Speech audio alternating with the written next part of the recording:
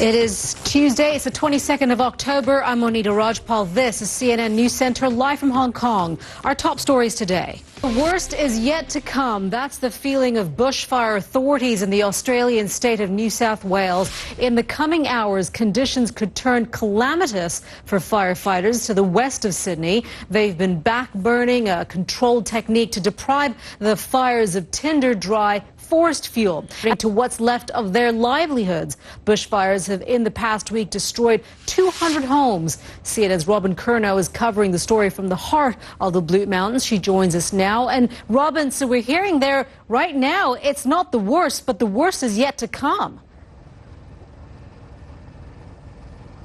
Absolutely, and I can tell you people in this area are very jumpy. Not only is the smell of smoke... Robin, we thank you for that. Robin Curnow there live for us from the heart of the Blue Mountains. Well, the smoke and the ash from the fires have blanketed nearby Sydney. The air quality there is so bad, officials have warned the young, elderly and anyone with heart or lung problems to avoid going outside if possible. Meanwhile, the air quality in some parts of China is even worse than New South Wales, but it's not from bushfires. You can see it, but it's under this thick blanket of smog is the city of Harbin. Mackenzie joins us from Beijing. David, this is a recurring problem that's just not going away.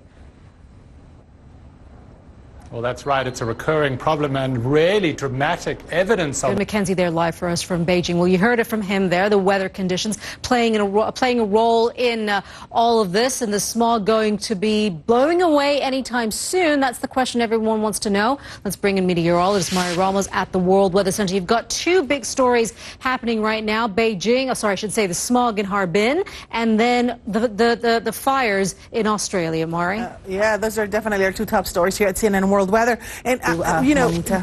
All right, Mari, thank you very much for that. We appreciate that update. Myanmar opposition leader Aung San Suu Kyi is finally receiving a prize awarded to her 23 years ago while she was under house arrest. You are watching live pictures of the ceremony at the European Parliament, Strasbourg in France. She's just finished her speech there.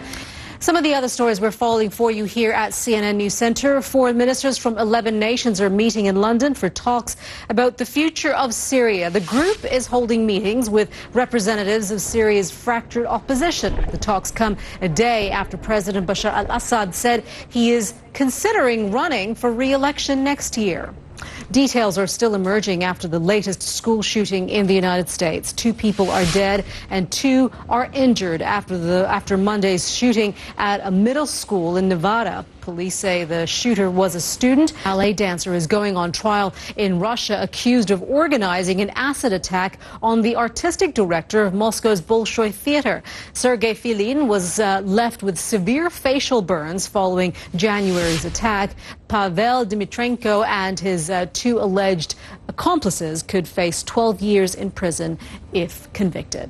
Facebook is changing its policy to allow graphic videos of beheadings to be posted on its website. The social network issued a temporary ban on beheadings back in May, or videos of beheadings back in May. Under the new policy, images that glorify violence or expose a woman's breast will still be banned. Facebook allows anyone 13 and older to become a member.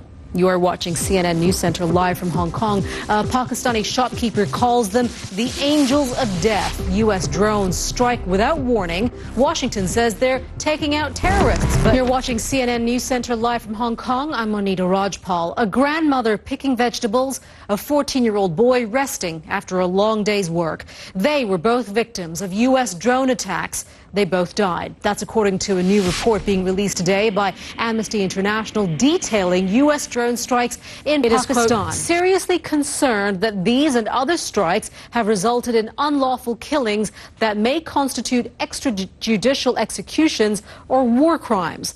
Well, the scathing reports come just one day before U.S. President Barack Obama meets with Pakistani Prime Minister Nawaz Sharif in Washington. Simon Mohsen joins us now from Islamabad with more on that. Simon, what kind of reaction has there been from Pakistan to this report, to these reports, I should say? Well, Monita, as far as the Pakistani people are concerned, this is very much the one... All right, Simon, thank you. Simon Molson there live for us from Islamabad. Well, Washington isn't just dealing with criticism over its use of drones, it's also feeling the heat over the actions of its spy agency. France's president has blasted the Obama administration following allegations the U.S. spied on French phone calls more than 70 million times in just 30 days. The claiming CNN News Center live from Hong Kong. 2 jumbo jets with 1,000 passengers come too close for comfort. Stay with me. You are watching CNN News Center live from Hong Kong. It was a frighteningly close call in the skies over Scotland. 2 Boeing 747 jumbo jets with up to 1,000 passengers aboard came dangerously near each other, even after air traffic controllers told the pilots to veer away from each other. Renee Marsh reports. Mid-air over Scotland, 2 747 jumbo jets carrying up to 1,000 passengers are on a path And to... before we go, we want to take you to North Korea and show you some photographs that authorities there never wanted you to see. Photographs that were taken by a Swedish journalist who was invited to North Korea for a bike race. You are watching CNN News Center. I'm Monita Rajpal at CNN Hong Kong. Thank you for joining us. I'll update you the news headlines in just a few minutes.